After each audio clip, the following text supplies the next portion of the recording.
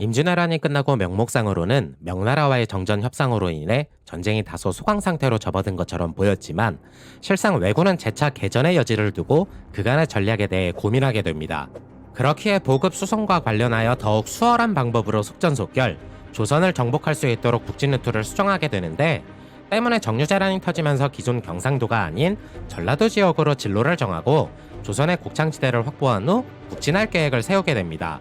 왜군들 입장에서는 전라도만 손에 넣는다면 임진왜란 때 이순신으로 인해 막혀버린 제해권을 확보, 육지에서 협공하여 포위할 경우 보다 쉽게 서해안까지 보급품을 수송하고 병력과 물자를 충당받은 육군이 더 힘을 낼 수 있을 것이라고 보았기 때문이었습니다. 그리하여 그 중요한 첫 번째 해상 전투가 칠천량 해전이었음에도 원균이 보기 좋게 대패하면서 대부분의 수군 병력과 전선을 잃게 되자 조선 수군은 제해권을 상실, 국가의 존망이 위태로운 상황으로 치닫게 됩니다. 그리하여 당시 서인 세력들의 모함과 선조의 시기로 인해 백의종군한 이순신이 결국 칠천량 해전 직후 삼도수군 통제사로 임명이 되어 전장으로 복귀하게 됩니다. 그러나 당시 경상우수사 배설은 칠천량에 남아있던 전선 12척과 병력 120명을 수습해 간신히 도망쳐온 상황이었고, 이후에 전라우수사 김억추가 한 척을 더 수습하여 온 상황이었지만 왜군의 수군 전력의 겨우 10분의 1 수준이었습니다. 한편 어란포에 주둔 중이던 왜군은 구르시마 미치오사, 도도 다카토라, 와키자카 야스하루 등이 지휘하는 130여 척 이상의 함대가 정박 중이었고, 본국에서도 200척 이상의 보급선이 도착하는 등 막강한 수군 전력을 한데 모으게 됩니다. 그래서 전라도를 통해 빠른 시간 안에 육군과 합류할 계획으로 명량을 통과해 한양으로 진격하고 서해의 제해권과 전라도를 장악하면 정유재란의 대승은 자신들에게 올 것이라고 확신한 상황이었습니다. 때문에 칠천량 해전에서의 승리는 이미 이순신과의 한산도 대첩에서 패배했다는 과거는 잊게 만들었으며, 머릿수만 믿고 명량에 있는 이순신의 수군 13척을 확실하게 격파할 수 있을 것이라고 장담하기에 이릅니다. 그런데 우리의 쫄보 임금인 선조는 칠천량에서의 패전으로 조선 수군이 괴멸하자 수군을 폐지하고 남은 병력들을 긁어 모아 권율과 합세하여 육지에서 싸우기를 바라는 겁니다.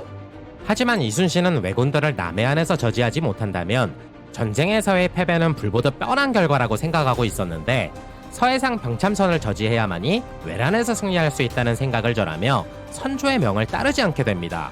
그리고 이때 이순신의 그 한마디, 아직 신에게는 12척의 배가 남아있습니다. 아무튼 당시 울돌목은 썰물 때는 물이 잔잔해 작은 배도 지나다니기 수월하였으나 밀물 때는 수심이 얕고 길목이 좁은 데다 남해에서 서해로 나아가는 바닷물이 드세고 빨랐으며 급한 물살들이 암초에 부딪히며 소용돌이 치게 되는 굉장히 험준한 곳이었습니다. 그러나 수군 선봉대를 맡고 있던 구르시마 미치우사는 이러한 울돌목의 사정을 잘 알았음에도 본토에서 해적질을 하면서 이미 빠른 물살에 단련이 되어 있으니 울돌목도 무리 없이 통과할 수 있다며 자만하게 됩니다. 결국 어란포에서 출발한 왜군은 수군 전력 130여 척을 모두 이끌고 아침 7시경 울돌목에 도착하게 되고, 이순신도 곧바로 출진하여 왜군과 울돌목에서 만나게 됩니다. 왜군 선봉대와 이순신의 함대가 만나며 전투가 시작되었고, 이순신은 7척만 따로 떼어 바깥쪽 해역을 우회해 양공을 펼치게 됩니다. 이에 왜군도 수군 병력을 둘로 나누어 조선 수군에 대응했는데, 전투 초반 왜군의 숫자에 겁을 먹은 장수들이 뒤로 물러나 버리는 겁니다. 그러나 이순신은 지금 때를 놓치면 기세를 잡을 수 없다고 판단, 호련단신으로 왜군에게 화포와 화살을 비오듯 발사하며 달겨들었습니다. 혼자 고군분투하던 이순신을 바라보며 장수들은 선뜻 가담하지 못했는데, 때마침 이순신이 타고 있던 배에 최요계가 올라오자 나머지 전함들도 공격을 시작하게 됩니다. 이러니 왜군들 입장에서는 밀물에 의해 배는 계속 앞으로 밀리는데, 이순신 때문에 앞으로 나아가지 못하니 앞에서 싸우는 배들과 뒤에서 진격하는 배들끼리 서로 뒤엉키게 됩니다. 때문에 굉장히 좁은 길목에서 130여 척이 서로 뒤엉키니 왜군들은 혼란에 빠졌는데, 이순신은 이때를 놓치지 않고 일거에 화포와 불화살을 쏘니 왜군 전선들은 속수무책으로 보이는 족족 격퇴당하면서 제대로 손 한 번 못 써보고 바다에 빠져 죽거나 불에 타 죽게 됩니다. 결국 이순신의 수군은 왜군 전선 30여 척을 불지르고 파괴하며 밀어붙이니 기세가 꺾이게 된 왜군들은 결국 퇴각하게 됩니다. 이때 실제 전투에서는 조총과 화포의 싸움이었다고 할 만큼 조선의 신무기들인 신기전, 비격진천회 등이 대거 등장하게 됩니다.